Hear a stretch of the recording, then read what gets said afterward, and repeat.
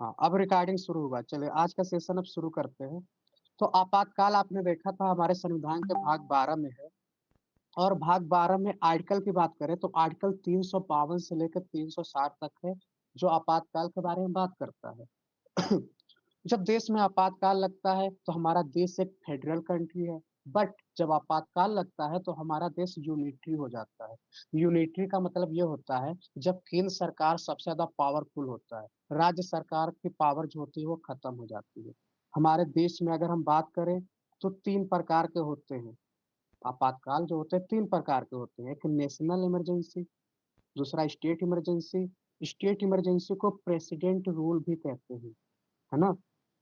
और तीसरा है फाइनेंशियल इमरजेंसी। ओके, हाँ मैंने ये बताया आपको। भाग भाग मैंने 18 आपको बता दिया। ओके, तो एक चीज यहाँ पे देखेंगे हम, कोई भी अगर प्रोविजन है तो काम कैसे करता है। तो अगर हम बात करें नेशनल इमरजेंसी की ना, तो इसके लिए एक स्पेसिफिक आर्टिकल है 352। और इस आर्टिकल में ये बोला गया है कि अगर आपको नेशनल इमरजेंसी लगाना है तो इसके लिए सिर्फ 3 आधार है आपके पास। पहला है वार, आप वार के आधार पे लगा सकते हैं। दूसरा है एक्सटर्नल एग्रेशन, मतलब कि अगर कोई बाहर का देश आपके ऊपर अटैक कर दे। और तीसरा है आर्म्ड रेबेलियन। तो इस 3 कंडीशन में ही आप लगा सकते हो इमरजेंसी। ओके, बट एक चीज आपको मैं यहाँ पे नोट करा दूं, इंदिरा गांधी जी ने जब इमरजेंसी लगाया था तो किस आधार पे लगाया था, आप लोग बताइए। इंदिरा गांधी जी ने किस आधार पे इमरजेंसी लगाया था, बताइए जल्दी से। इसके बाद स्टेट इमरजेंसी की बात करें तो इसके लिए एक स्पेशल आर्टिकल दिया गया है, और वो स्पेशल आर्टिकल कौन सा है आप लोग बताइए। 356 स्पेशल आर्टिकल है। इंटरनल डिस्टरबेंस, आपने एकदम सही बताया। इंदिरा गांधी जी ने इंटरनल डिस्टरबेंस के नाम पे लगाया था। बट आपको पता होना चाहिए 1944 में क्या होता है। सॉरी, जब इमरजेंसी के बाद दूसरी पार्टी की सरकार बनती है और वो जनता पार्टी की सरकार थी। जनता पार्टी की सरकार आती है और इसको हटा देती है, इंटरनल डिस्टरबेंस को खत्म कर देती है, और ये सिर्फ 3 जो आपके स्क्रीन पर भी दिख रहे हैं, इसी 3 आधार पे आप इमरजेंसी लगा सकते हैं, है ना? तो इसने आके इसको क्या कर दिया था, अबोलिश कर दिया था। चलिए आगे चलते हैं। फाइनेंशियल इमरजेंसी की बात करें तो फाइनेंशियल इमरजेंसी अपने देश में एक भी बार नहीं लगा है ना? तो ये आपको याद रखना है। तो तीनों इमरजेंसी आपने देखा। अब एक पॉइंट और बता दूं मैं, नेशनल इमरजेंसी का अगर हम बात करें तो नेशनल इमरजेंसी अपने देश में 3 बार लगा है। पहली बार लगा था, कब लगा था, पहली बार कब लगा था तो 1962 में लगा था। दूसरी बार कब लगा था तो दूसरी बार लगा था 1972 में, 1971 और तीसरी बार लगा था 1975 इंदिरा गांधी के समय में। तो 3 बार अपने देश में अभी तक सिर्फ 3 बार नेशनल इमरजेंसी लगा है। पहली बार लगा था इंडिया चाइना वार के समय। आप लोग बताइए, इंडिया हारा था या जीत गया था इंडिया चाइना वार में? दूसरा लगा था इंडिया पाकिस्तान के समय, और तीसरा लगा था इंदिरा गांधी जी, तो आप लोग जानते ही हैं, इसी को ब्लैक डे कहा जाता है। हारा था, बिल्कुल इंडिया हार गया था, क्योंकि इंडिया उस वक्त प्रिपेयर्ड नहीं था। इंडिया प्रिपेयर नहीं था युद्ध के लिए, और बेचारा हम लोग हार गए थे, बट कोई नहीं। उसके बाद 1967 में हमारा चाइना से वार हुआ था, वहां पे हमने चाइना को हरा दिया था। तो आप देखेंगे तो ये 3 नेशनल इमरजेंसी आपको एकदम अच्छे से रटा होना चाहिए, क्योंकि 3 ही बार लगा है, तीनों इंपॉर्टेंट है। ओके, चलिए अब एक चीज और देखेंगे, थोड़ा सा और अंदर जाएंगे कि नेशनल इमरजेंसी लगता कैसे है, तो वो एक बार देख लेते हैं। देखिए, नेशनल इमरजेंसी आप इनडिफिनिट पीरियड के समय के लिए लगा सकते हो, मतलब कि आप 1 साल, 2 साल, 3 साल, 4 साल, 5 साल, कोई टाइम फिक्स नहीं, आप चाहे जब तक लगा सकते हो। बट इसके लिए एक शर्त है। शर्त ये है कि आपको लोकसभा राज्यसभा से अप्रूव करना होगा। जब इंदिरा गांधी जी की सरकार थी तो उसमें बहुत नॉर्मल था, इंदिरा गांधी जी ने ऐसे इमरजेंसी लगा दिया था, लेकिन उसके बाद जनता पार्टी की सरकार आके इसको बहुत टफ बना दिया, है ना? तो आप अगर आपके स्क्रीन पे दिख रहा होगा कि 1 साल के लिए या एक बार में आप 1 साल के लिए इमरजेंसी लगा सकते हो। नेशनल इमरजेंसी जब आप एक बार पास करोगे तो 1 साल के लिए लगाओगे। तो आप देख रहे होंगे 1975 में लगा था, फिर 1 साल के लिए इंदिरा गांधी जी ने एक्सटेंड किया, फिर 1 साल के लिए एक्सटेंड किया, फिर 1 साल के लिए एक्सटेंड किया। मतलब कि 8 साल का सेशन चला था इंदिरा गांधी के समय में। टोटल हम बात करें तो 21 मंथ तक इमरजेंसी लगा था उस समय, इंदिरा गांधी जी के समय में। तो आप ये देख सकते हैं इस तरीके से। और बाकी तो आप लोग जानते ही हैं, जब नेशनल इमरजेंसी लगता है तो फंडामेंटल राइट जो होते हैं वो सस्पेंड हो जाते हैं। एक्सेप्ट कौन से रह जाते हैं बताइए? 2 फंडामेंटल राइट सस्पेंड नहीं होते, बाकी सारे सस्पेंड हो जाते हैं। फिर इसके बाद आते हैं स्टेट इमरजेंसी। इसके केस में इंपॉर्टेंट है, जैसे आपने देखा था ना, national emergency indefinite period of time के लिए था, ये 3 साल। स्टेट इमरजेंसी मैक्सिमम मैक्सिमम 3 साल के लिए ही लगा सकते हो, तो ये आपको याद रखना है। राज्य में जो आपातकाल लगता है, स्टेट इमरजेंसी, इसे प्रेसिडेंट रूल भी कहते हैं। तो प्रेसिडेंट रूल अधिकतम 3 साल के लिए लगा सकते हो, राष्ट्रपति शासन, है ना? और इससे हर 6 महीने पे क्या होता है, सिंपल मेजॉरिटी से पास करना होता है। इससे स्पेशल मेजॉरिटी से पास करना था। ओके, चलिए। फाइनेंशियल इमरजेंसी भी आप इंडेफिनिट पीरियड के लिए लगा सकते हो, और इसे पास करने की कोई जरूरत नहीं होता, बस सिंपल मेजॉरिटी से आप पास कर सकते हो। तो ये सिंपल सा है ना? अभी तक ये एक भी बार नहीं लगा है। ओके, आई थिंक अब आपको दिख रहा होगा। स्टेट इमरजेंसी इमरजेंसी जो होता है ना, इसमें 2 आर्टिकल होते हैं। एक 356 वाला आर्टिकल और 365। इसमें ये होता है कि कई बार क्या होता है ना, कि जब स्टेट गवर्नमेंट जो होता है ना, उसकी कॉन्स्टिट्यूशनल मशीनरी फेल हो जाती है, जैसे अभी नॉर्थ ईस्ट में हुआ था मिजोरम में। तो प्रेसिडेंट वहां पे क्या करता है, संवैधानिक मतलब कि प्रेसिडेंट रूल वहां पे शुरू कर देता है, इस तरीके से। तो इमरजेंसी के इंपॉर्टेंट पॉइंट आपको समझ आ गया। अब आते हैं पंचायती राज यानी कि नगर पालिका के ऊपर। तो पंचायती राज के बारे में आप लोग जानते ही हैं। सबसे पहले इसकी शुरुआत हुई थी, एक गांव था राजस्थान में, एक गांव था, 1959 की बात है ये। तो वहां पे नागौर डिस्ट्रिक्ट था। हमारे देश के उसमें प्राइम मिनिस्टर थे नेहरू जी, उन्होंने इसको शुरू किया था, मतलब उद्घाटन किया था इस तरीके से कि पहला राज्य है। उसके बाद आंध्र प्रदेश शुरू करता है, फिर वेस्ट बंगाल शुरू करता है। तो आप बेसिकली देखेंगे तो ये 3 राज्य हैं, सबसे पहले राजस्थान, आंध्र प्रदेश, फिर वेस्ट बंगाल। शुरू में कॉन्स्टिट्यूशनल नहीं था, तो हमारे देश के संविधान में संशोधन होता है, 73rd संशोधन होता है 1992 में। अच्छा, 1992 में अपने देश में क्या हुआ था? बहुत दंगे हो रहे थे, बताइए वो कौन सा दंगा हो रहा था, इसको कनेक्ट करिए वहां से। फिर इसके लिए अगर हम बात करें आर्टिकल की, तो ये आर्टिकल 40 का जो आर्टिकल है ना, डीपीएसपी वाला, आपको याद रखना है। डीपीएसपी यानी राज्य के नीति निर्देशक तत्व, एकदम बाबरी मस्जिद। ओके, तो ये इसके बारे में बात करता है। और ये किस लिस्ट में आता है? तो ये स्टेट लिस्ट में आता है, जो 7वां अनुसूची है ना, उसके स्टेट लिस्ट में आता है। इसको आज हम फिर डिस्कस करेंगे और इसका ट्रिक आपको बताएंगे। तो इस तरीके से पंचायती राज का गठन हुआ। अब कोई भी चीज बनता है ना, तो ऐसे हवा में नहीं बनता है। उसके लिए एक्सपर्ट लोगों को बैठाया जाता है। तो एक्सपर्ट लोग बैठते हैं, अपनी बातों को रखते हैं। तो सबसे पहले एक कमेटी बनी थी, उस कमेटी का नाम है बलवंत राय मेहता कमेटी।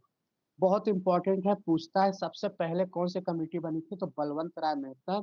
और कब बनी थी? 1957 में इसको बना था। और कम्युनिटी डेवलपमेंट प्रोग्राम था। तो ये सारी चीजें उसको क्या करता है, एग्जामिन करता है कि कैसे काम कर रहा है। और ये रिकमेंड क्या करता है, तो रिकमेंड करता है 3 टियर पंचायती राज सिस्टम। 3 टियर मतलब आप समझ रहे हो कि जो पंचायती राज जो सरकार चलेगी, 3 लेवल पे सरकार होगी। 3 लेवल कैसा होगा? जो पहला स्तर आपका होगा वो ग्राम स्तर पे होगा। दूसरा स्तर ग्राम स्तर पे क्या होगा? ग्राम पंचायत होगा। दूसरे स्तर पे क्या होगा? पंचायत समिति होगा। और तीसरे स्तर पे क्या होगा? जिला परिषद होगा। तो इन्होंने क्या बोला था कि 3 टियर गवर्नमेंट को इसने रिकमेंड किया था, है ना? तो ये बेसिक सा है, तो आपको बस 3 टियर आपको याद रखना है कि पूछ लेता बलवंत राय मेहता जी ने क्या रिकमेंड किया था, तो 3 टियर गवर्नमेंट इसने रिकमेंड किया था। ओके, फिर इसके बाद आते हैं, दूसरा कमेटी बनता है अशोक मेहता कमेटी। और ये कब बनता है? जस्ट उसके 10 साल बाद बनता है ये। और 10 साल बाद ये क्या बोलता है? इसमें रिकमेंड किया था 2 टियर सिस्टम। उसने 3 टियर बोला, इसने 2 टियर। तो ये आपको याद रखना है, जिला परिषद, मंडल परिषद, बस इतना आपको याद रखना है। फिर आते हैं, तीसरा आता है जीवीके राव कमेटी। तो इस समय 1985 में कौन था? राजीव गांधी थे। और इसने rural development and poverty alleviation programme को इसने मेन अपना वो बनाया। इसमें इन्होंने भी, इसका ज्यादा कुछ नहीं है। फिर ये सबसे इम्पोर्टेंट है आपका LM. Singhvi committee. LM. Singhvi committee ने सबसे पहली बार बोला था कि पंचायती राज को संवैधानिक दर्जा दो। सबसे पहली बार इसने क्या बोला कि अभी तक कोई नहीं बोल रहा था कि पंचायती राज को संवैधानिक बनाओ। इसने पहली बार बोला कि पंचायती राज को संविधान में ऐड करो। और उसी के बाद क्या होता है? संविधान में ऐड होता है। तो उसके बाद और 2 कमेटी बनी, पर बट उतना इंपॉर्टेंट नहीं है। अब देखिए, देश आजाद हुआ, इसका मतलब ये नहीं कि बिल पास नहीं हो रहा था। राजीव गांधी के सरकार में भी पास हुआ था 64 constitution amendment bill, but Rajya Sabha से फेल हो गया। वीपी सिंह की सरकार थी, उस समय भी ये बिल पास हुआ, बट फेल हो गया। फाइनली क्या होता है? नरसिम्हा राव जी की सरकार आती है और उनके समय में ये पास हो जाता है। आपको पता है इनकी सरकार कब से चलती है? 1991 से लेकर 1996 तक इनकी सरकार चलती है। तो इस तरीके से इस समय ये बिल पास हो गया। तो इसके लिए एक ट्रिक है, एक सिंपल सा ट्रिक है, आप लोगों ने पहले भी सुना होगा। तो इस ट्रिक से सीक्वेंस पूछ लेता है। तो बगल बगल करके एक ट्रिक है, आपके बगल में कौन है? तो ऐसे बलवंत राय मेहता, अशोक मेहता मेहता है ना, फिर Gadgil, GVK Rao committee, LM. Singhvi committee. तो इस तरीके से सीक्वेंस बहुत पूछता है, पंचायती राज में सीक्वेंस बहुत पूछता है। तो ये आपको याद होना चाहिए, ऐसा भी आप याद कर सकते हैं। अब आते हैं मेन चीज पे। 73rd कॉन्स्टिट्यूशन अमेंडमेंट बिल, यानी अब वो एक्ट बन चुका है 1992 में। और जैसे ही एक्ट बनता है, एक नया भाग अपने संविधान में ऐड होता है। और भाग कौन सा था? भाग 11। इससे पहले 2 भाग ऐड हो चुके थे, भाग 9 और भाग 10। आप लोग बताइए, भाग 9 क्या था और भाग 10 क्या था? जल्दी बताइए।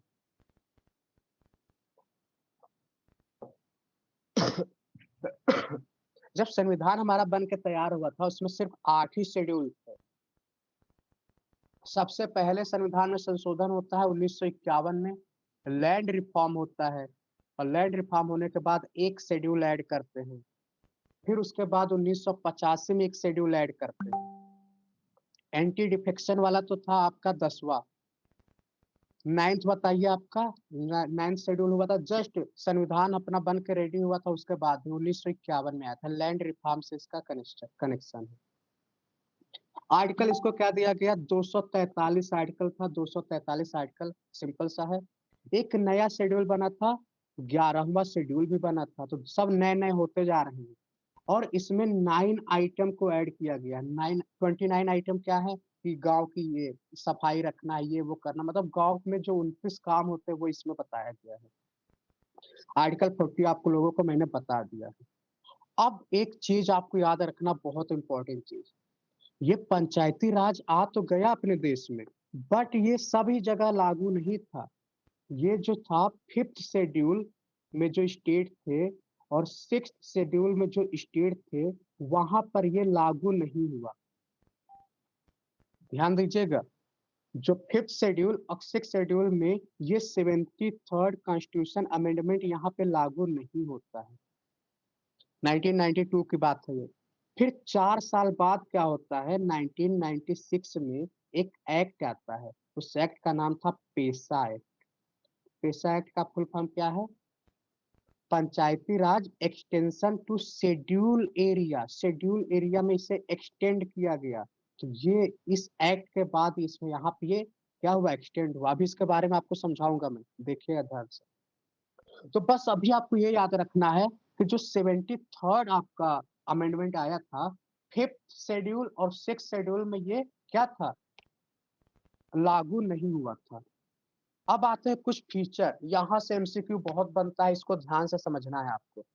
सेलिएंट फीचर हम देखेंगे ग्राम सभा के। तो सेलिएंट फीचर क्या है? सबसे पहले तो ग्राम सभा में 3 टियर गवर्नमेंट होता है। 3 टियर गवर्नमेंट आप लोग जानते ही हैं, मैंने अभी बताया आपको। सबसे नीचे ग्राम सभा, फिर ग्राम पंचायत और सबसे ऊपर डिस्ट्रिक्ट परिषद वाला, है ना? ये 3 टियर कहाँ पे होगा? जहाँ पे की पॉपुलेशन 20 लाख से ज़्यादा हो। यहाँ पे मेंबर का चुनाव होता है, चेयरमैन चुने जाते हैं, मेंबर चुने जाते हैं। सबसे इम्पोर्टेंट चीज़ यहाँ पे रिजर्वेशन पूछ लेता है, तो एससी और एसटी के लिए जो रिजर्वेशन है वो कितना है? तो ये है एससी एसटी का रिजर्वेशन तीनों लेवल पे है।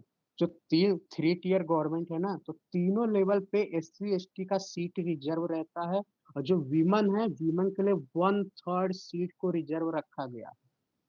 एक स्टेट ऐसा है जो राजस्थान है, और राजस्थान ने तो 50% औरतों को के लिए रिजर्व कर दिया है। तो आप देख रहे हैं। लेकिन ये अरुणाचल प्रदेश में लागू नहीं होता है, क्योंकि अरुणाचल प्रदेश क्या है? फुल्ली ट्राइबल एरिया है। और आप सोचो, जब ट्राइब है तो वहां पे एससी होंगे नहीं, तो एससी वाला रिजर्वेशन वहां पे चालू ही नहीं होगा। चलिए, एक चीज और बता दें, सबसे पहले अगर हम बात करें तो औरतों को रिजर्वेशन किसने दिया था? तो वो महाराष्ट्र था, और कितना दिया था? 33%। इतना समझ आया आपको? इसके बाद सबसे इम्पोर्टेंट चीज है, जो मैंने आपको प्रेसिडेंट वाले क्लास में बताया था, ड्यूरेशन क्या होता है? पंचायती राज सिस्टम का ड्यूरेशन क्या होता है? तो आपको पता होना चाहिए कि ये होता है 5 साल। कितना होता है? 5 साल। बट अगर मान लीजिए कि पंचायती राज 2 साल के अंदर ही डिजॉल्व हो गया, तो जो नया पंचायती राज चुन के आएगा वो पूरे 5 साल के लिए नहीं होगा, वो सिर्फ रिमाइंडर पीरियड ऑफ टाइम के लिए होगा। इसको याद रखना, थोड़ा सा एक्सेप्शन हो गया बाकी चीजों से। ओके, तो जो नया बनेगा वो पूरे 5 साल का नहीं होगा, वो कितना होगा? जो रिमाइंडर पीरियड है उतने साल के लिए। अगर आपको पंचायती राज का मेंबर बनना है या डिस्क्वालीफाई नहीं होना, तो आपका मिनिमम एज 21 ईयर होना चाहिए। और देखिए, इलेक्शन कौन कराता है? मोस्ट इम्पोर्टेंट, मैंने आपको बताया था कि president, vice president, Lok Sabha, Rajya Sabha, Vidhan Sabha, Vidhan Parishad का चुनाव कराता है इलेक्शन कमीशन ऑफ इंडिया।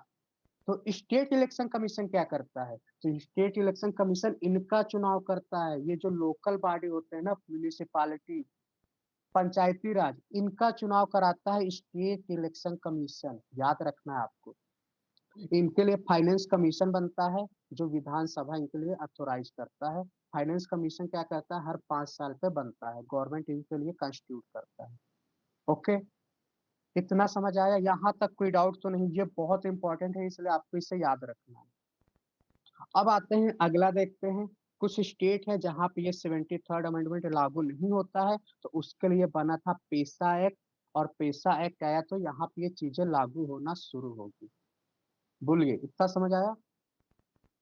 अब आते हैं, शेड्यूल 5 और शेड्यूल 6 देखेंगे। समझिएगा इसे, शेड्यूल 5 शेड्यूल 6 क्या होता है, एक बार यहाँ पे हम देख लेते हैं, ताकि आपको कंफ्यूजन ना हो। आपके स्क्रीन पे दिख रहा होगा, पहले शेड्यूल में मैंने बताया था यूनियन और स्टेट के बारे में। दूसरे शेड्यूल में बताया था वेतन यानी कि इमोलमेंट, पेंशन वगैरह। तीसरे शेड्यूल में ओथ अफर्मेशन के बारे में बताया था। चौथे अनुसूची में बताया था राज्यसभा में जो सीट होते हैं ना, उनके बारे में बताया था आपको। फिर मैंने पांचवी और छठी, अभी जो मैं आपसे डिस्कस करने जा रहा हूँ, पांचवा और छठा अनुसूची। पांचवा अनुसूची क्या है? Schedule area. और छठा क्या है? Schedule tribe. तो ये दोनों मैं आपसे डिस्कस करने जा रहा हूँ यहाँ पे। देखिए, इनके पास ना इतना स्पेशल पावर होता है कि इनके सामने पार्लियामेंट की कोई औकात नहीं होती है, विधानसभा की कोई औकात नहीं है, प्रेसिडेंट भी कुछ नहीं कर सकता है। तो आप देखिए कैसे नहीं कर सकता। तो सबसे पहले आते हैं पांचवा शेड्यूल, और पांचवें शेड्यूल में 10 राज्यों के बारे में बात किया गया है, जो शेड्यूल एरिया है। यहाँ पे जो गवर्नर होता है ना, वो सबसे ऊपर होता है। यहाँ पे विधानसभा का रूल नहीं चलता है, यहाँ पे पार्लियामेंट का रूल नहीं चलता है। किसका रूल चलता है? गवर्नर का। तो ये आपको याद रखना है। दूसरा क्वेश्चन जो पूछता है, अगर किसी एरिया को हमें डिक्लेयर करना हो कि शेड्यूल एरिया, इसको हम डिक्लेयर कर दे, तो ये पावर किसके पास होता है? तो ये पावर होता है प्रेसिडेंट के पास। प्रेसिडेंट के पास ये पावर है कि वो किसी भी एरिया को शेड्यूल एरिया डिक्लेयर कर दे, बट उनको जो वहां के गवर्नर हैं उनसे कंसल्ट करना होगा। समझ आया आपको? अब आते हैं फोर्थ सिक्स शेड्यूल।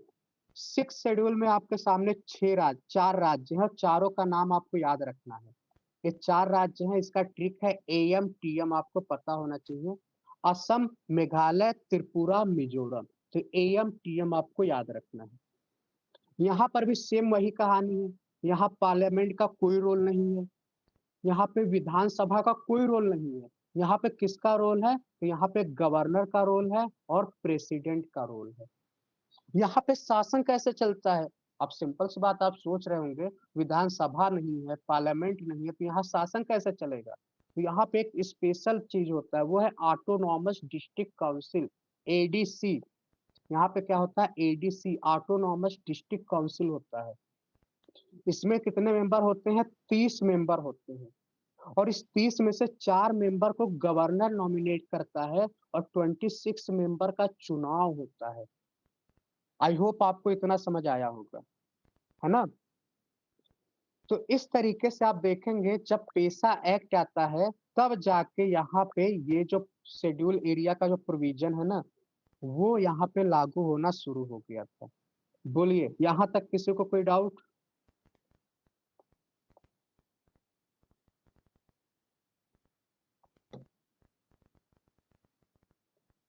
इसको एक बार आप रिवीजन करेंगे तभी याद हो पाएगा, थोड़ा सा ये कॉम्प्लेक्स है ना? और जो भी डाउट होगा आप अगले क्लास में फिर पूछिएगा। तो हमने अब तक क्या देखा? हमने इमरजेंसी देखा और हमने देखा लोकल गवर्नमेंट। इसी के बाद लोकल गवर्नमेंट कैसा आया था आपको याद हो गया, 1992 में।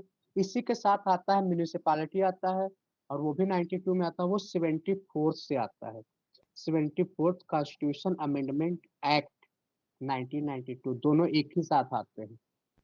इसमें ये जो म्युनिसिपैलिटी होता है, इसको 8 पार्ट में डिवाइड किया गया है। कैसे? Municipal corporation, municipality, notified area committee, town area committee. तो ये इंपॉर्टेंट नहीं है। क्वेश्चन एक पूछ लेता है, अभी मैंने यहाँ लिखा नहीं है, कितना पॉपुलेशन होगा तो वहां पे म्युनिसिपैलिटी बनेगा। तो ये सारी चीजें एक बार पूछ लेता है। बस एक चीज आपको ये याद रखना है, कंटोनमेंट जो बोर्ड होता है ना, इसके जो इसका जो मिनिस्ट्री ऑफ डिफेंस इसका वो होता है, मिनिस्ट्री ऑफ डिफेंस के अंडर एक कंटोनमेंट बोर्ड बनता है। तो बस इतना आपको याद रखना है, और इसमें ज्यादा कुछ नहीं है। अब आते हैं हम, थोड़ा सा और देखेंगे।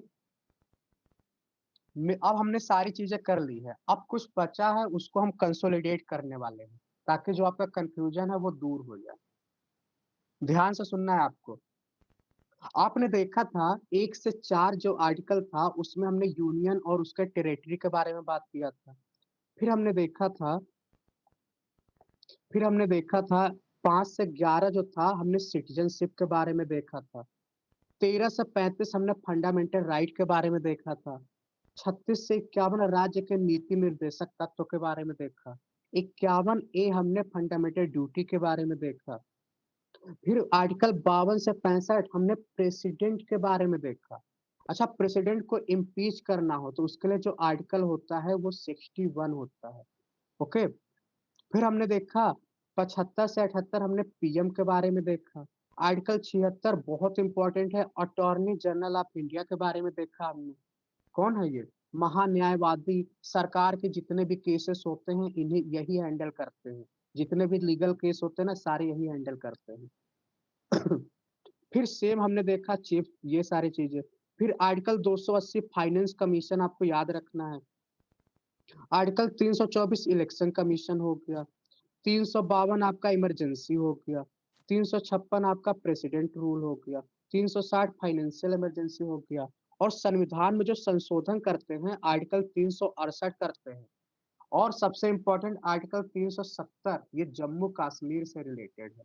इसके बारे में तो आप लोग जानते ही हैं, 2019 में इसे स्टेट यूनियन टेरिटरी बना दिया गया था। पहले ये स्टेट था, स्पेशल स्टेट था। एक और आर्टिकल इससे संबंधित है, आर्टिकल 35A। चलिए, अब आते हैं और चीज हम देखेंगे, कुछ इंपॉर्टेंट अमेंडमेंट देखेंगे। जैसा आपके स्क्रीन पे ये दिख रहा होगा, आई थिंक, है ना? देखिएगा ध्यान से। जो सबसे पहले 7th, एक सेकंड,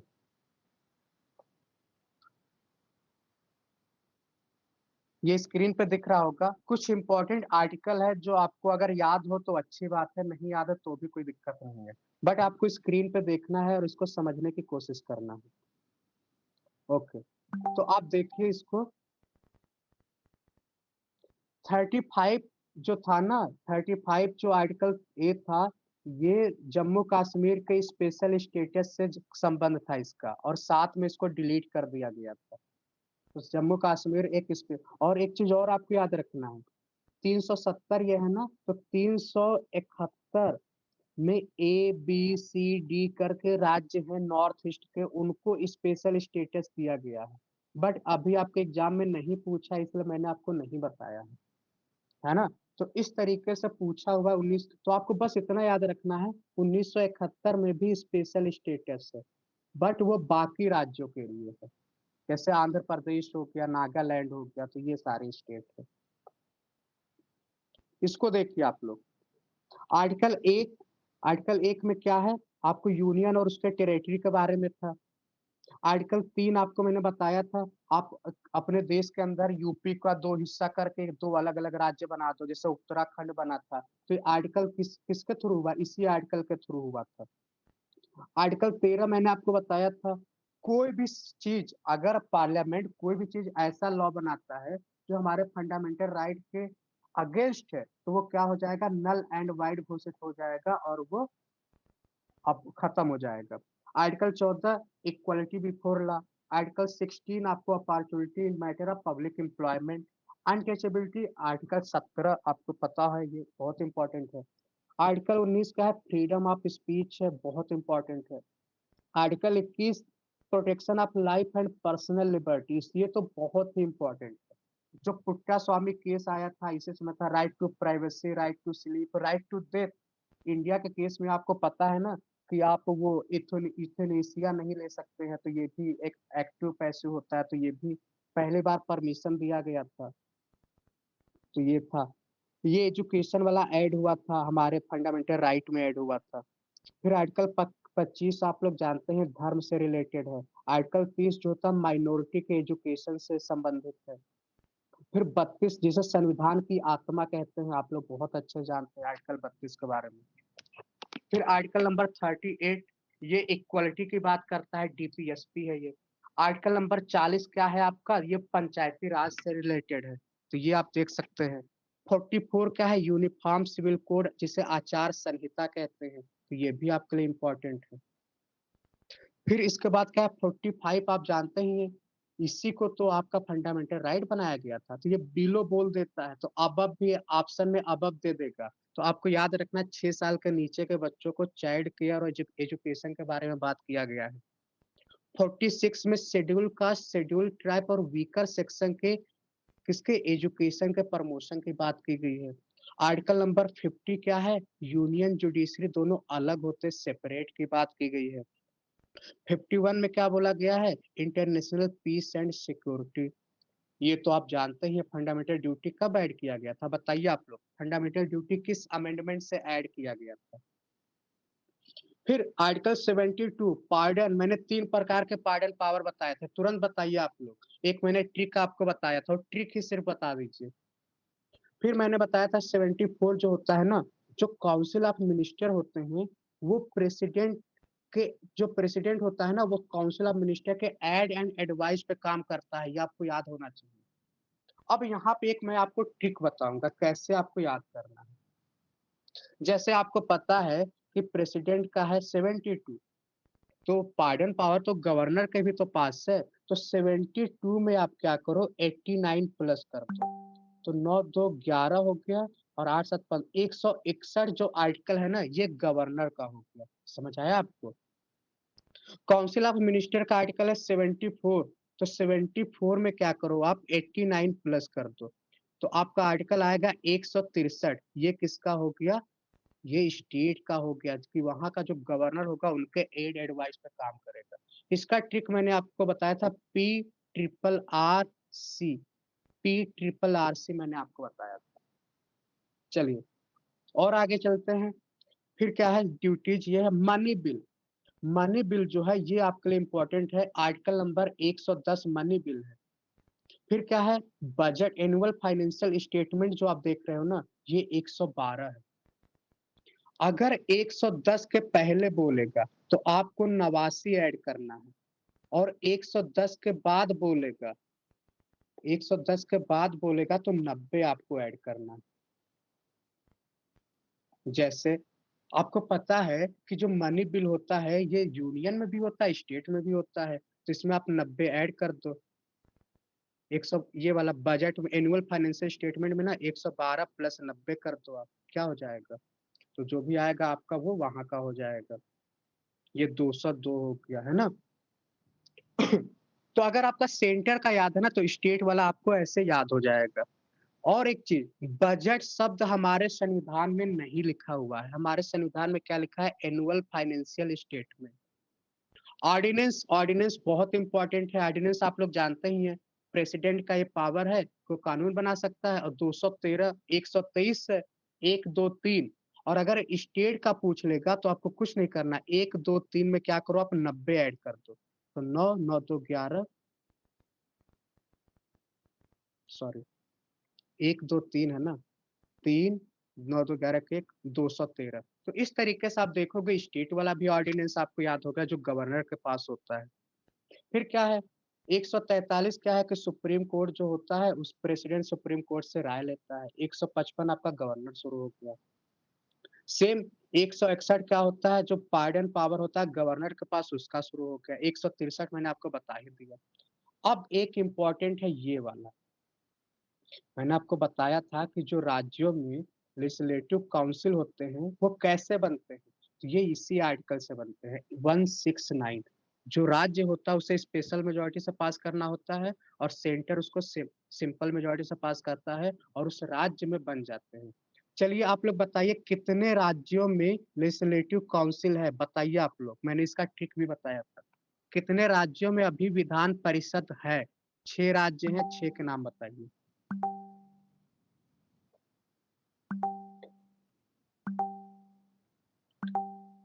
6 के नाम बताइए जल्दी से। आर्टिकल 200 बहुत इंपॉर्टेंट है। कैसे इंपॉर्टेंट है? ये केस अभी चल रहा है, बहुत विवाद हो रहा है तमिलनाडु में। इसमें होता यह है कि जो ये राज्य सरकार जो बिल पास करती है ना, वो गवर्नर पास करती है, और वो क्या करती है प्रेसिडेंट के लिए रिजर्व कर लेती है। तो ये सारी चीजें हैं। 213 मैंने आपको प्रोमलगेट ऑर्डिनेंस बता दिया। एकदम सही बताया आपने, यूपी तेल बेचकर अंधा महान बना। रिट पावर 32 था, और इसका क्या है 226 है। रिट पावर बहुत इंपॉर्टेंट है। ये दिल्ली वाला आपको याद रखना है। दिल्ली बताइए, दिल्ली कब बना है स्पेशल? 239 ए है ना, आर्टिकल है। और संशोधन हुआ था, कौन सा संशोधन हुआ था बताइए आप लोग? 1992 में। और इसके पास 3 पावर नहीं है, एलपीपी वाला पावर नहीं है। ओके। और यहाँ पे क्या होता है, लेफ्टिनेंट गवर्नर होता है। चलिए और आगे चलते हैं।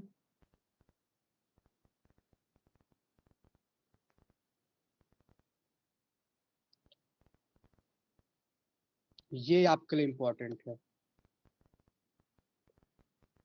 263 inter state council. 263 inter state council, land police public, एकदम सही बताया आपने। इंटर स्टेट काउंसिल आपके लिए इसलिए इंपॉर्टेंट है क्योंकि इसके जो चेयरमैन होते हैं, बताइए कौन होते हैं? इंटर स्टेट काउंसिल के चेयरमैन कौन होते हैं? अगर किसी चीज के चेयरमैन हमारे देश के प्रधानमंत्री है तो वो आपके लिए इंपॉर्टेंट हो जाता है। पहली चीज ये, अगर इसके लिए आर्टिकल है संविधान में तो कैसा बॉडी हो गया, ये आपका संवैधानिक बॉडी होती है। समझ आया आपको? ये भी अभी मैं आपको बताने वाला हूँ। फाइनेंस कमीशन आपके लिए इंपॉर्टेंट है, आर्टिकल नंबर 280 फाइनेंस कमीशन बहुत इंपॉर्टेंट है। और 300 ए आपको याद है, राइट टू प्रॉपर्टी डिलीट करके राइट टू प्रॉपर्टी यहाँ पे डाला गया है। ऑल इंडिया सर्विस आपको याद आ रहा होगा, जो यूपीएससी आईएएस पीसीएस लोग बनते हैं, ये वाला आर्टिकल है। Election commission 324 article. ओके। ये नेशनल इमरजेंसी आपको दिख रहा होगा, तो ये हो गया। और 368 से संविधान में संशोधन करते हैं, तो ये संविधान में संशोधन। तो मैंने सारे इंपॉर्टेंट आर्टिकल आपको बताए, एक बार इसको आप देखना, आपको याद हो जाएगा, तो टेंशन नहीं लेना है ये। अब और आगे चलते हैं, कुछ और चीजें देखते हैं, हमारे संविधान में संशोधन कैसे होगा। तो कुछ इंपॉर्टेंट संशोधन देखेंगे, ज्यादा नहीं है, बस 10-12 संशोधन है, उसको हम देख लेते हैं। और मैंने आपको बताया भी है, तो आपको दिक्कत नहीं होने वाला। सबसे पहले आपका जो संशोधन है वो 7वां संशोधन है, और इसमें जो आपको याद है रीऑर्गेनाइजेशन ऑफ स्टेट्स बना था, जो 4 fold classification of state delete हुआ था, state 1 A B C D, वो अभी मैं आपको दिखा रहा हूँ, ये देखो आप। जो मैंने आपको पूरी स्टोरी सुनाई थी ना, कौन सी स्टेट ऑर्गेनाइजेशन रीऑर्गेनाइजेशन कमेटी बनी थी, फजल अली कमेटी बनी थी, जेबीपी कमेटी बनी थी, फिर उसके बाद कौन सी कमेटी बनती है, धार कमीशन बनता है। तो उस समय हमारे देश की कंडीशन ऐसे थी, 1950 में हमारे देश में जो राज्य होते थे ना, part A, part B, part C, part D में डिवाइड थे, ऐसे डिवाइड थे। पार्ट ए में जो ब्रिटिश इंडिया वाले राज्य थे उनको डाला गया था, पार्ट बी में प्रिंसली स्टेट को डाला गया था, और पार्ट सी में ये स्टेट थे। और पार्ट डी आपके लिए इंपॉर्टेंट हो जाता है, क्योंकि इसमें एक ही स्टेट था, वो था अंडमान और निकोबार। तो ऐसे क्वेश्चन पूछ लेता है, पार्ट डी में कौन सा स्टेट था 1950 में, तो वो अंडमान और निकोबार था। ओके, तो ये आपको इतना समझ आया। फिर क्या होता है 1956 में, क्या होता है, जब फजल अली कमेटी बनी थी, तो इससे डिलीट कर देता है, 4 फोल्ड क्लासिफिकेशन ऑफ स्टेट को डिलीट करता है, और स्टेट और यूनियन टेरिटरी में डिवाइड करता है। और मैंने आपको बताया था 14 राज्य, 6 यूनियन टेरिटरी बना था 1956 में। भाषा के आधार पर सबसे पहले आंध्र प्रदेश बना था, 15वां राज्य बना था गुजरात, 16वां नागालैंड, फिर हरियाणा, फिर पंजाब, इसके बाद बनता है मणिपुर, त्रिपुरा, मेघालय, फिर इसके बाद सिक्किम बनता है, 1975 में सिक्किम बनता है। सिक्किम के बाद 1987 में बनता है मिजोरम, अरुणाचल प्रदेश, गोवा, फिर सन 2000 में बनता है छत्तीसगढ़, उत्तराखंड, झारखंड, और 2014 में आपको पता ही है तेलंगाना, और 2019 में जम्मू कश्मीर और लद्दाख। तो इस तरीके से राज्य सारे बनते हैं। अच्छा, एक स्टोरी आपको सिक्किम के बारे में पता है क्या? किसी को सिक्किम की स्टोरी पता हो तो बताइए। सिक्किम एक ऐसा राज्य है जहां पे भारत देश में इलेक्शन हुआ था, उससे पहले वहां पे इलेक्शन हो गया था, इसलिए सिक्किम आपके लिए थोड़ा सा इंपॉर्टेंट हो जाता है। जब पूछ लेता है उतना इंपॉर्टेंट नहीं है, तो ये मैंने यहाँ पे लिखा हुआ है। तो सिक्किम देखे, सिक्किम के बारे में हल्का सा देख लेते हैं। सिक्किम जब बना था तो 1947 में क्या होता है, ब्रिटिश गवर्नमेंट खत्म हो जाती है, और उसमें सिक्किम में किसका रोल चल रहा था, चोग्याल, चोग्याल डायनेस्टी जो था ना, चोग्याल डायनेस्टी का रोल चल रहा था सिक्किम में। 1947 तक चोग्याल डायनेस्टी था। अब होता क्या है, 1947 के बाद ये इंडिया से एक साइन करते हैं, सिग्नेचर करते हैं, प्रोटेक्टोरेट ऑफ इंडिया, मतलब कि हम इंडिया के संरक्षण में रहेंगे, हम भारत में शामिल नहीं होंगे, बस हम आपके संरक्षण में रहेंगे। ऐसा जम्मू कश्मीर के साथ इंस्ट्रूमेंट ऑफ एक्सेशन साइन हुआ था। तो इसमें क्या था, इंडिया की रिस्पॉन्सिबिलिटी क्या थी, डिफेंस, एक्सटर्नल अफेयर और कम्युनिकेशन का काम इंडिया देखेगी, बाकी वहां का रूल कैसे करना है वो उनका टेंशन है, वो जाने। बट 1975 में क्या होता है, वहां के जो लोग थे, सिक्किम के लोग खुश नहीं थे, वहां का जो राजा था ना, उससे वो हैप्पी नहीं थे, और वहां पे रिफरेंडम होता है। रिफरेंडम आप लोग जानते हैं, ये डेमोक्रेसी का एक अंग है, इसे डायरेक्ट डेमोक्रेसी कहते हैं। तो रेफरेंडम मतलब वहां पे वोटिंग होता है, और वो उसी समय क्या होता है, 1975 में इसे भारत में शामिल कर लिया जाता है।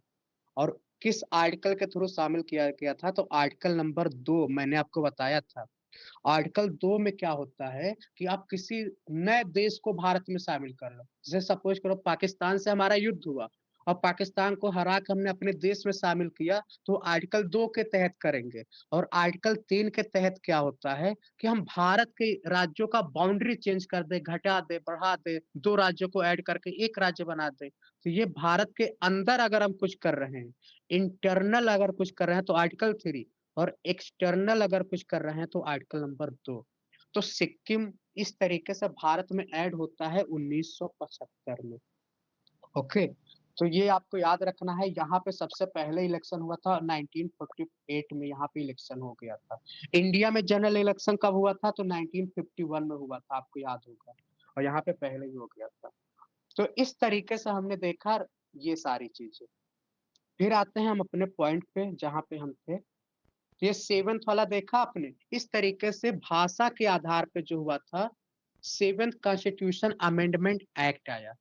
इसके बाद जो अगला इम्पोर्टेंट संवैधानिक अमेंडमेंट है वो है 42। और 42 आप लोग जानते ही हैं, इसे मिनी कॉन्स्टिट्यूशन कहते हैं। मिनी कॉन्स्टिट्यूशन क्यों कहते हैं? क्योंकि इंदिरा गांधी जी की सरकार थी, सारा पावर इनके हाथ में था, और अपने हिसाब से पूरे संविधान को उलट-पुलट करके रख दिया, बहुत चेंज किया इन्होंने। तो 42 आपके लिए इम्पोर्टेंट है, इसे मिनी कॉन्स्टिट्यूशन कहते हैं। इसी के 2 साल बाद क्या होता है, 44th कॉन्स्टिट्यूशन अमेंडमेंट आता है 1978, और इंदिरा गांधी जी की सरकार गिर जाती है। सरकार गिर ही जाएगी जब आप इतना इमरजेंसी देश में लगाओगे, और सरकार आती है वीपी सिंह की, जनता पार्टी की सरकार आती है। और ये क्या करती है, जितना चीज इन्होंने चेंज किया था उसे रिस्टोर कर देते हैं ये। फिर से हूबहू वैसे कर देते हैं कुछ चीजें, मोस्ट ऑफ चीजें वो रिस्टोर कर देते हैं। 86 मैंने आपको बताया था, 86 मैंने आपको बताया था, क्या था 86? जो बच्चों के एजुकेशन के बारे में है। 61 आपको याद होना चाहिए, 1988 में होता है, जो आपकी वोट देते हो 21 से 18 साल हो गया था। सबसे पहला कॉन्स्टिट्यूशन अमेंडमेंट एक्ट होता है 1951 में, और 1951 में क्या होता है, लैंड रिफॉर्म होता है। 1951 में क्या हुआ था, लैंड रिफॉर्म हुआ था, तो ये आपको याद रखना है। फिर इसके बाद अगर हम देखें, तो 52 वाला तो आप लोग जानते ही हैं, एंटी डिफेक्शन लॉ जिसे बोलते हैं, ये आपके लिए इंपॉर्टेंट हो जाता है। तो एंटी डिफेक्शन लॉ आप लोग जानते हैं 1985 में आया था। ओके, फिर क्या 73rd मैंने अभी बताया पंचायती राज, 74th मैंने अभी बताया म्युनिसिपैलिटी, 97 आप लोग जानते ही हैं कोऑपरेटिव सोसाइटी। 97 क्या है, कोऑपरेटिव सोसाइटी के बारे में है, 2011 में आया। 21st अमेंडमेंट से क्या हुआ, एक भाषा हमारे 8वें शेड्यूल में सिंधी भाषा ऐड की गई सबसे पहले। फिर 71st अमेंडमेंट से क्या हुआ, 3 और भाषा, कोंकणी, मणिपुरी और नेपाली। और 92 से यानी 2003 में 4 और भाषा ऐड करते हैं, बोडो, डोगरी, मैथिली, संथाली। अभी बताइए हमारे 8वें शेड्यूल में कितनी भाषा है, ये बताना है। और आपको ये भी बताना है कि क्लासिकल लैंग्वेज अभी भारत में कितने हैं, भारत में क्लासिकल लैंग्वेज कितने हैं वो भी बताइए। तो इस तरीके से हमने इंपॉर्टेंट अमेंडमेंट देखे, एकदम सही आप लोगों ने एकदम सही बताया, 22, और क्लासिकल लैंग्वेज है 11 जो आपको। और सबसे पुराना क्लासिकल लैंग्वेज क्या है वो भी बताइए, सबसे पुराना वाला, सबसे पुराना वाला भी बताइए। अब आते हैं अगला चीज देखते हैं जो बहुत इंपॉर्टेंट है, 99th constitution amendment act. 99th वाला जो कॉन्स्टिट्यूशन अमेंडमेंट, संस्कृत कैसे हो सकता है, संस्कृत तो बिल्कुल भी नहीं है, तेलुगु भी नहीं है, तमिल, तमिल आपका सबसे पुराना लैंग्वेज है, क्लासिकल लैंग्वेज। कब ऐड हुआ था, ईयर भी बताइए, मैं एक हिंट देता हूँ। सबसे पहले तेलुगु, फिर दूसरे नंबर पे संस्कृत है। और ईयर मैं आपको बता दे रहा हूँ, उसमें अटल बिहारी वाजपेयी जी की सरकार थी, और इलेक्शन अब होने वाला था, नए लोकसभा का चुनाव होने वाला था। अब बताइए कौन से ईयर में ऐड हुआ था। अटल बिहारी वाजपेयी जी की सरकार थी, और इलेक्शन हुआ, कांग्रेस की सरकार बनी थी। अब बताइए कौन से ईयर में तमिल ऐड हुआ था, मैंने इतना हिंट दिया आपको। 2001, 2002, 2003, 2004, 2004 आपका हो जाएगा। ओके, चलिए अब आते हैं इंपॉर्टेंट, इसके आगे देखते हैं 99 कॉन्स्टिट्यूशन अमेंडमेंट एक्ट 100 101, 102, 103, 104, 105 और सबसे लेटेस्ट वाला हुआ है 106। तो इसमें याद आपको ये रखना 106 वाला तो आपको जरूर याद रखना है। वीमेन रिजर्वेशन बिल, जो हमारी देश की महिलाएं हैं, आपको पता होना चाहिए कि इनको विधानसभा और लोकसभा में रिजर्वेशन अब तक नहीं था, लेकिन ये बिल जब पास हो जाएगा ना तो इनको लोकसभा और विधानसभा में इनको रिजर्वेशन मिलना शुरू हो जाएगा। कितना? 1/3, है ना? क्योंकि जैसे पंचायती राज में रिजर्वेशन है, इनको यहाँ लोकसभा विधानसभा में भी रिजर्वेशन मिलेगा। तो आपको याद रखना है किसमें? लोकसभा और विधानसभा। 1/3 यानी कि 33%। ओके, ये हमने देखा। फिर हम देखेंगे 99 वाला जो था एनजेएसी। आपको याद आ रहा है? मैंने आपको एनजेएसी के बारे में कुछ बताया था, कोलेजियम सिस्टम। कुछ याद आ रहा है आपको? तो NJAC national judiciary appointment committee, Modi सरकार में आया था कि जुडिशरी हम अपॉइंट करेंगे, लेकिन उन्होंने इसे क्या किया? कहा कि नहीं भाई, ये तो मेरा सेपरेशन ऑफ पावर है, हम इंडिपेंडेंस कैसे रहेंगे? तो इन्होंने इसको नल एंड वाइड घोषित कर दिया, यानी कि खत्म कर दिया। फिर 100वां अमेंडमेंट आता है 2015 में, और यहाँ पे टेरिटोरियल जो होता है डिस्ट्रीब्यूशन होता है इंडिया बांग्लादेश के बीच में। बस आपको इंडिया बांग्लादेश याद रखना है, लैंड बाउंड्री एग्रीमेंट। फिर 101 तो आप सबको याद ही होगा, जीएसटी तो सबको याद होगा। जीएसटी का आर्टिकल बता दीजिए अगर आपको याद हो तो। और ये बताइए जीएसटी कैसी बॉडी है? स्टेचुरी बॉडी है, कॉन्स्टिट्यूशनल बॉडी है, एक्स्ट्रा कॉन्स्टिट्यूशनल बॉडी है, या कैसी बॉडी है? जल्दी बताइए। 102 वाला आता है ओबीसी। कुछ याद आ रहा है? मंडल कमीशन, मंडल कमीशन। ओबीसी को यहाँ पे संवैधानिक दर्जा मिला था। और ओबीसी का रिजर्वेशन कितना है? 27%। एक चीज और बता दे रहा हूं मैं, इस समय जो रूल बना था ना, 50% से ज्यादा आपको रिजर्वेशन नहीं दे सकता है। मतलब कि एससी, एसटी, ओबीसी सब मिला के 50% से ज्यादा नहीं होना चाहिए। 2019 में क्या आता है? ईडब्ल्यूएस आता है, और ईडब्ल्यूएस में क्या आता है? 10% reservation for economically weaker section. ये 2019 में 103 अमेंडमेंट आपको याद रटा होना चाहिए। सबसे पहले जीएसटी, फिर बैकवर्ड क्लास यानी कि ओबीसी, फिर ईडब्ल्यूएस, फिर 104 में एंग्लो इंडियन, जो लोकसभा में 2 प्रेसिडेंट ज्वाइन कराता था ना, अपॉइंट, वो खत्म हो गया। और एससी और एसटी का रिजर्वेशन एक्सटेंड कर दिया। फिर आपको ये छठा वाला याद रखना है, वीमेन रिजर्वेशन बिल। तो इतना आपको याद रखना है। ओके, ये हमने देखा। अब एक चीज और हम देखेंगे, ये पॉइंट है, जब हमारा देश, आपको पता है कैबिनेट मिशन भारत आया था तो कॉन्स्टिट्यूएंट असेंबली बना था। आपको कुछ याद आ रहा है? कॉन्स्टिट्यूएंट असेंबली बना था ताकि देश के लिए संविधान बनाया जाए। तो संविधान कैसे बनता है? कमेटी बनती है। जैसे मान लीजिए अगर आपके घर में मेहमान आ गए और 50-60 लोग हैं, खाना बनाना है, तो औरतें क्या करती हैं? नहीं नहीं, जीएसटी आपका कॉन्स्टिट्यूशनल बॉडी, अभी मैं इसको आपको बताऊंगा, अभी अगले पेज पे यही है मेरा, अभी मैं आपको ये समझाऊंगा ये कैसे होता है। अब आपने देखा होगा आपके घर पे अगर बहुत मेहमान आते हैं तो औरतें क्या करती हैं? आप सब्जी बना दो, कुछ लोग मिलकर सब्जी बनाते हैं, कुछ लोग रोटी बनाते हैं, कुछ लोग चावल बनाते हैं, कुछ लोग बर्तन धोते हैं, काम को डिवाइड कर लेते हैं। तो जब देश को संविधान बनाने की बात आई तो इस तरीके से 8 कमेटी बनाई गई, 8 मेजर कमेटी बनाई गई, और काम को डिवाइड किया गया कि तुमको ये काम करना है, तुमको ये काम। तो मुख्य रूप से 8 मेजर कमेटी बनी थी। तो आपको ज्यादा नहीं याद रखना है, आपको मैं ट्रिक बता रहा हूँ कैसे। नेहरू जी को 3 कमेटी दी गई। नेहरू जी भाई साहब ये इंपॉर्टेंट आदमी थे, इनको 3 काम दिया गया। क्या क्या? पहला यूनियन पावर कमेटी तुम देखोगे, यूनियन कॉन्स्टिट्यूशन कमेटी देखोगे आप, और एक आपको दिया गया था स्टेट कमेटी। तो आपको समझ आ रहा है, यूनियन और स्टेट पूरा नेहरू जी को दे दिया कि भाई तुमको यूनियन का काम देखना है, यानी सेंट्रल गवर्नमेंट, और स्टेट गवर्नमेंट का काम आपको देखना है।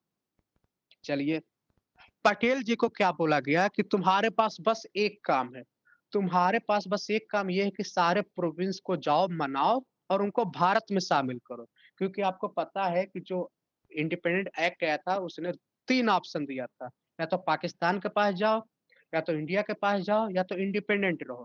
तो ये क्या नाम था इनका, सरदार पटेल जी क्या करते हैं, सारे प्रोविंस को जाके मनाते हैं। तो इनको कौन सी कमेटी दी गई, प्रोविंशियल कॉन्स्टिट्यूशन कमेटी इनको दिया गया। तो प्रोविंस आपको दिखे तो सरदार पटेल जी को टिक मार देना। तो समझ आया, यूनियन स्टेट दिखे तो नेहरू, प्रोविंस दिखे तो पटेल जी। अब एक और थे डॉक्टर राजेंद्र प्रसाद, ये हमारे देश के पहले प्रेसिडेंट थे। इनको स्टीयरिंग दे दिया गया कि लो भाई तुम स्टीयरिंग कमेटी के हेड हो। तो आप जानते हो जो कार चलाता है स्टीयरिंग जिसके हाथ में रहता है वो जिधर घुमाएगा उधर सब लोग जाएंगे। तो स्टीयरिंग कमेटी का हेड बनाया गया राजेंद्र प्रसाद। और एक चीज तो आप लोग जानते ही हैं, ये मुझे बताने की जरूरत ही नहीं है, ड्राफ्टिंग कमेटी। ड्राफ्टिंग कमेटी तो सबको रटा होगा, अंबेडकर जी। देश के लिए संविधान ड्राफ्ट कौन किया, अंबेडकर जी। तो ये तो आप सबको पता ही होगा। चलिए, तो आपको याद हुआ कि नहीं हुआ, बहुत इंपॉर्टेंट है। कितनी कमेटी बनी थी, 8। और ये ऐसे पूछ लेता है, राजेंद्र जी को 2 कमेटी दिया गया था। चलिए, इतना हमने देखा, अब आते हैं और आगे हैं। एक क्वेश्चन और पूछ लेता है, तो मैंने सोचा आपको दे ही देता हूँ, क्या पता कहीं पूछ लिया। पूछ लेता है ना कि संविधान को ना लोग अलग अलग टर्म टर्म दिए, मतलब स्टेटमेंट में उसको बुराई किए, जो भी किए। जैसे केसी वेरे इन्होंने बोला था क्वासी फेडरल, मॉरिस जोन्स ने बोला था बार्गेनिंग फेडरलिज्म, ग्रेनमिल ऑस्टिन ने कोऑपरेटिव फेडरलिज्म, और इवार जेनिंग ने federation with the centralised tendency. तो आपको कोई याद नहीं करना है, मैंने अब तक मैं सिर्फ एक याद करता हूं, मेरा काम हो जाता है। ये वाला कैसे इसको मैंने याद किया है, देखिए क्वासी, क्वासी में क आ रहा है ना, और केसी वेले में भी क आ रहा है। तो बस क्वासी केसी, बस इतना आप याद करो, बस एक याद कर लो। और क्वासी मतलब आप लोग जानते ही हैं, फेडरलिज्म मतलब होता है फेडरल कंट्री, और क्वासी मतलब कि पूरी तरीके से नहीं, आधा। इंडिया जो देश है ना, पूरी तरीके से फेडरल नहीं है, क्वासी फेडरल है। मतलब कि हमारा देश जो है आधा फेडरल है। कैसे, जब देश में इमरजेंसी लगता है तो हमारे यहाँ से फेडरलिज्म खत्म हो जाता है, तो इसलिए इंडिया को इन्होंने क्वासी फेडरल बोला है। चलिए, अब आते हैं अगले पॉइंट पे। तो मैंने पहला अनुसूची, दूसरा, तीसरा, इसके लिए मैंने आपको टीयर ऑफ वर्ड पीएम का ट्रिक बताया था। और मैंने 8वीं अनुसूची में आपको बताया था कि ये इतने भाग होते हैं। अब एक इंपॉर्टेंट चीज हम बताएंगे जो आपको याद करना है। 7वीं अनुसूची आपके स्क्रीन पर दिख रहा होगा, 7वीं अनुसूची ये। और 7वीं अनुसूची में क्या हुआ था, केंद्र और राज्य इस देश में कौन कौन से काम करने हैं आपस में बंटवारा कर लिए। मतलब कि इसे वो कहते हैं फेडरलिज्म, है ना। तो फेडरलिज्म क्या था, मैंने आपको टेलीग्राम में लिस्ट शेयर किया था, state list, union list, concurrent list. तो इस तरीके से डिवीजन ऑफ पावर ये लोग कर लिया आपस में, क्या किया, डिवीजन ऑफ पावर कर लिया कि भाई ये काम हम करेंगे, ये काम तुम करोगे, और कंकरेंट वाला दोनों का। लेकिन सेंटर गवर्नमेंट बहुत होशियार था। कैसे होशियार था,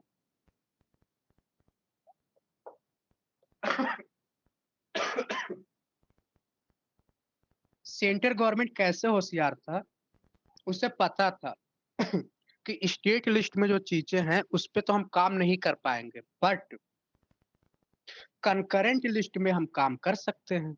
और कंकरेंट लिस्ट में क्या होता है, सेंटर गवर्नमेंट के पास सुपर सीडिंग पावर होता है। मतलब कहने को तो दोनों इस पे कानून बना सकते हैं, बट कौन इसे ओवरलैप करता है, सेंटर गवर्नमेंट। तो सेंटर गवर्नमेंट क्या करता है, 42 संविधान संशोधन करता है। क्या करता है, 42 संविधान में संशोधन करता है 1976 में। और क्या करता है, स्टेट लिस्ट में से 5 चीजें कंकरेंट लिस्ट में डाल देता है। देखिए कितना होशियार है। अगर यूनियन में डालता तो स्टेट वाले विवाद करते, बवाल कर देते। इसने कंकरेंट में डाला कि भाई हम दोनों बनाएंगे। और क्या क्या डाल दिया, एजुकेशन डाल दिया, फॉरेस्ट डाल दिया, वेट एंड मीजर डाल दिया, protection of wild animal and birds, administration of justice. ये पहले राज्य के लिस्ट में थे, इसको कंकरेंट में डाला। तो यहाँ आपको ये समझ आया होगा। तो एजुकेशन किस में आता है, एजुकेशन आता है कंकरेंट लिस्ट में। और किससे आया था? 42nd constitution amendment act. ये आपको याद रखना है। एजुकेशन किस में आता है? कंकरेंट में। कुछ इंपॉर्टेंट आपके स्क्रीन पे दिख रहा है, जैसे पुलिस राज्य सरकार, लैंड रिफॉर्म राज्य सरकार, लोकल गवर्नमेंट मैंने अभी बताया राज्य सरकार, एग्रीकल्चर मैंने आपको कल ट्रिक बताया था राज्य सरकार। तो ये क्या है? राज्य सरकार। यूनियन गवर्नमेंट, सिंपल सी बात है, रेलवे यूनियन गवर्नमेंट। भाई पूरे देश में फैला हुआ है ना। अगर सपोज करो रेलवे राज्य का विषय होता तो कितना दिक्कत होता। ट्रेन यूपी में जाता है, बिहार में जाता है, मध्य प्रदेश में जाता है, तो राज्य सरकार कहता भाई ये तो दिक्कत है, मैं यूपी वाला बिहार में नहीं भेजूंगा, बिहार वाला कहेगा मैं झारखंड नहीं भेजूंगा, फिर प्रॉब्लम होगा। इसलिए रेलवे क्या हो गया? Union list. Banking union list. Census पूरे देश में जनसंख्या का जो वो काउंटिंग होता है, ये यूनियन लिस्ट। डिफेंस भाई यूनियन लिस्ट में होगा। फॉरेन अफेयर सिंपल है, यूनियन लिस्ट में होगा। रेडियो, ऑल इंडिया रेडियो 1935 में शुरू हुआ था, यूनियन लिस्ट। तो आपको समझ आया। कनकरेंट में एजुकेशन आ गया, मैंने बताया। फॉरेस्ट आ गया जो बाद में ऐड हुआ। तो ये आपका कनकरेंट। जो मैरिज होता है, डिवोर्स होता है, और ऑप्शन ये सब क्या है? क्रिमिनल प्रोसीजर लॉ जो होता है, ये सब कनकरेंट लिस्ट। तो इस तरीके से आप देख सकते हैं। तो कनकरेंट लिस्ट पहले 47 था और अभी कितने हैं? 52। यूनियन लिस्ट 97 था, अभी क्या है? 98। अब यहाँ देखो, स्टेट लिस्ट पहले था 66, अभी क्या है? 59। ये अपने हिसाब से कम कर दिया यूनियन गवर्नमेंट। चलिए, ये हमने देखा। नवी अनुसूची मैंने आपको बता ही दिया। पहला संविधान संशोधन हुआ था लैंड रिफॉर्म के थ्रू, जमींदारी सिस्टम को खत्म कर दिया गया था। दल बदल 10वां अनुसूची 1985 आपको याद रखना है। आया राम गया राम आपको याद रखना 1950। आया राम गया राम एक दिन में 3 पार्टीज ने बदल लिया था, तभी आया था कि भाई अब तुम नहीं बदल सकते। 11वां अनुसूची मैंने आपको बता ही दिया, पंचायती राज, और 12वां आपका म्युनिसिपालिटी। तो इतना सारी चीजें हमने देखा। अब आते हैं संवैधानिक, असंवैधानिक और एक्स्ट्रा कॉन्स्टिट्यूशनल बॉडी के बारे में देखेंगे। तो सिंपल सी बात है, जो संवैधानिक बॉडी होता है ना, वो हमारे संविधान में डिफाइन होता है। हमारे संविधान में उसके लिए आर्टिकल होता है। अगर किसी चीज का आर्टिकल है तो समझ जाओ कि वो संवैधानिक बॉडी। अगर उसका आर्टिकल नहीं है तो वो संवैधानिक बॉडी नहीं है। बहुत सिंपल सा कॉन्सेप्ट है। स्टेचुरी बॉडी क्या होता है? ये हमारे देश में एक्ट के थ्रू बनते हैं। एक्ट जानते हैं आप लोग ना, जो पार्लियामेंट होता है, राज्यसभा, पार्लियामेंट क्या होता है? विधानसभा, लोकसभा, राज्यसभा मिलके जो बनाते हैं, वो स्टेचुरी बॉडी होता है। आपको समझ आया? जैसे लोकपाल अधिनियम बिल, लोकसभा संवैधानिक बॉडी नहीं है, है ना? तो संसद जिसे बनाता है, जिसे लॉ पास करके बनाता है, कानून के थ्रू बनाता है, वो आपका स्टेचुरी बॉडी हो जाता है। एक्स्ट्रा कॉन्स्टिट्यूशनल बॉडी क्या होता है? कि एक्स्ट्रा कॉन्स्टिट्यूशनल बॉडी में ये, जैसे कि आपको पता होना चाहिए कि जब कोई चीज कानून के थ्रू नहीं बनता है, कैसे बनता है? ना ही वो संवैधानिक के थ्रू बनता है और ना ही वो लेजिस्लेचर के थ्रू बनता है, समझिए इसको। ना ही ये कॉन्स्टिट्यूशनल होता है, ना ही ये लेजिस्लेचर यानी कि ना कि संसद के थ्रू बनता है। तब ये कैसे बनता है? ये एग्जीक्यूटिव के थ्रू बनता है। एग्जीक्यूटिव ऑर्डर होता है ना, जो कैबिनेट होते हैं, उनके थ्रू बनता है, उनके डिसीजन पे बनता है। तो इसे कहते हैं एक्स्ट्रा कॉन्स्टिट्यूशनल बॉडी। जैसे आपका planning commission, NITI Aayog, national development council, ये 1952 में बना था, इसके चेयरमैन पीएम थे ये। और एक दो कमेटी है, मुझे याद नहीं आ रहा। तो ये सब क्या है? Extra constitutional body. अब एमसीक्यू में बहुत देता है, नीति आयोग क्या है? संवैधानिक, असंवैधानिक, एक्स्ट्रा कॉन्स्टिट्यूशन। तो आपका एक्स्ट्रा याद रखना है। चलिए, तो आपको ये तीनों समझ आया? यहाँ तक कोई डाउट किसी को? ये कुछ इंपॉर्टेंट आर्टिकल है। ये सारे संवैधानिक बॉडी मैंने आपको दे दिए हैं। संवैधानिक बॉडी जैसे अटॉर्नी जनरल वाला है, कैग है, कैग आप लोग जानते ही हैं। ये सब क्या है? संवैधानिक बॉडी है। Attorney general, state finance commission, state election commission, तो ये सब क्या है? संवैधानिक बॉडी है। Inter state council, finance commission, GST, GST आपका देखो आर्टिकल है ना 279A, तो क्या हो गया है? तो ये आपका हो गया संवैधानिक बॉडी, सिंपल सी बात है। Election commission of India, Sukumar Sen सबसे पहले हमारे इलेक्शन कमीशन है। Information overloaded. चलिए कोई नहीं, याद हो जाएगा। अब एक चीज और देखेंगे, फिर हमारा क्लास अब खत्म हो जाएगा। अपने देश में इलेक्शन होता है और इलेक्शन में पार्टिसिपेट करती है national party, state party, independent member होते हैं। अपने देश में अभी तक सिर्फ 6 नेशनल पार्टी है। स्टेट पार्टी तो पता नहीं कितने हैं, इस तरीके से।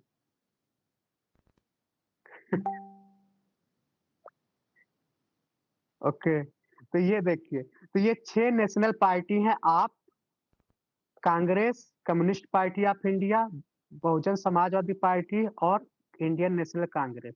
ये जो है एनपीपी नॉर्थ ईस्ट का एक स्टेट है जिसे नेशनल पार्टी बनाया गया है।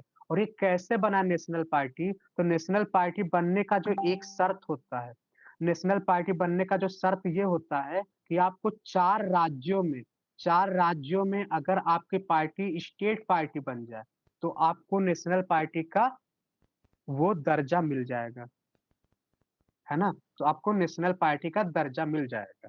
सपोज करो मैंने अपनी एक नई पार्टी बनाई और मेरी party UP, Bihar, MP, Jharkhand में स्टेट पार्टी बन गई, तो मेरी पार्टी नेशनल पार्टी बन जाएगी। तो इनकी जो पार्टी थी, अभी क्या हुआ है, ये मेघालय की पार्टी है और ये 4 राज्यों में नेशनल स्टेट पार्टी बनी और इस वजह से ये नेशनल पार्टी बन गई। तो बस ये एनपीपी आपको याद रखना, नेशनल पीपल्स पार्टी मेघालय। ये तो एक प्रोविजन था, और भी प्रोविजन है।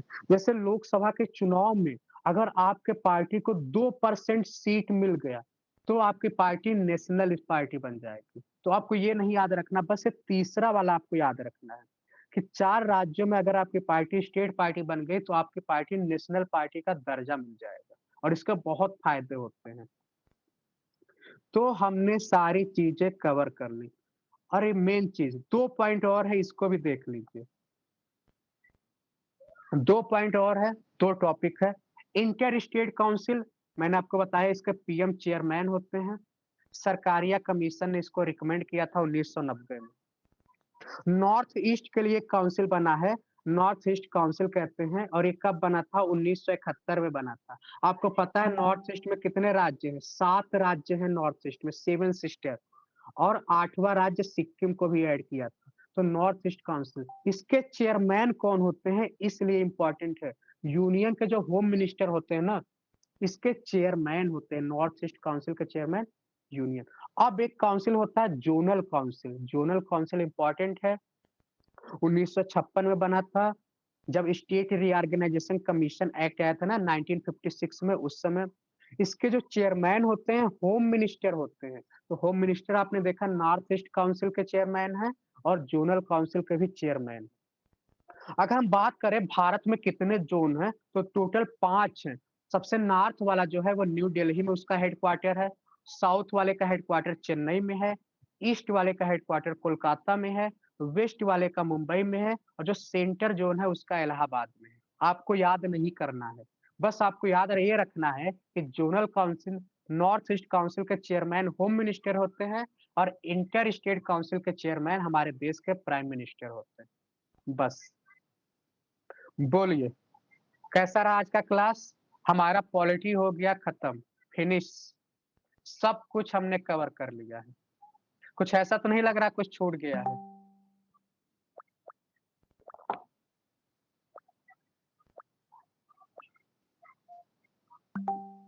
सर नेशनल पार्टी कैसे होती है? सर समाजवादी पार्टी 4 राज्य में ही है, इसका मतलब।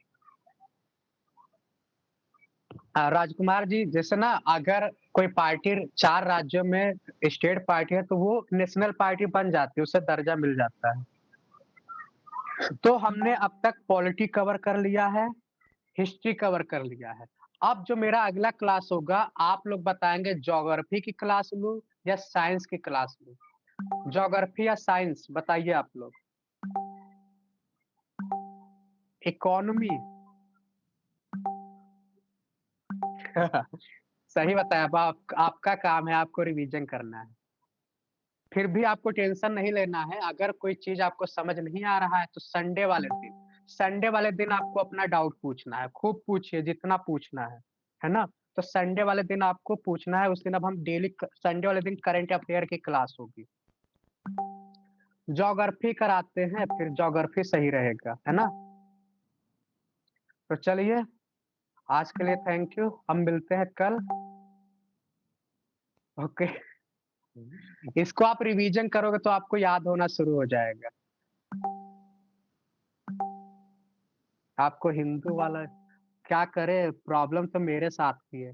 मुझे मुझे हिंदी की टर्मिनोलॉजी कई नहीं समझ आती है। तो इसलिए मैं आप लोग को बताने के लिए कई बार हिंदी में देखता हूँ कि कुछ चीजें आपको हिंदी में बता सकूं।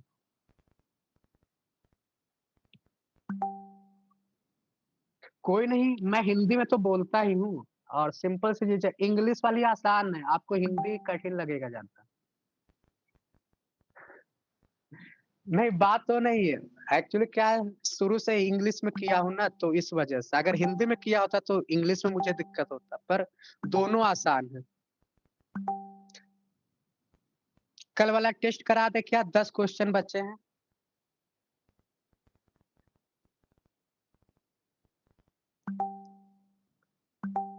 सर यहाँ इंग्लिश के टीचर है। ओ, आप लोग इंग्लिश के टीचर है, फिर भी दिक्कत हो रहा है। अच्छा, वो इंग्लिश अलग चीज है, ये इंग्लिश अलग है। हाँ। अच्छा, हाँ हाँ, वो पेपर कैसा हुआ आप लोगों का? ईएमआरएस वाला पेपर कैसा हुआ? यूपी बोर्ड तो मेरा भी है। 12 तक मैंने यूपी बोर्ड से किया है। ग्रेजुएशन से इंग्लिश में चेंज किया। कोई नहीं, कोई नहीं, सब हो जाएगा। तो चलिए ठीक है फिर।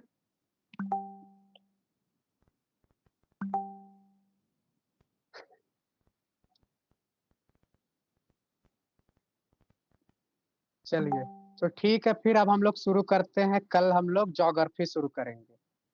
और आप लोग पॉलिटी रिवीजन करते रहिए। फ्राइडे सैटरडे को हम टेस्ट लेंगे, जो भी हमारी पॉलिटी की सेक्शन बचे हुए हैं। Okay, good night.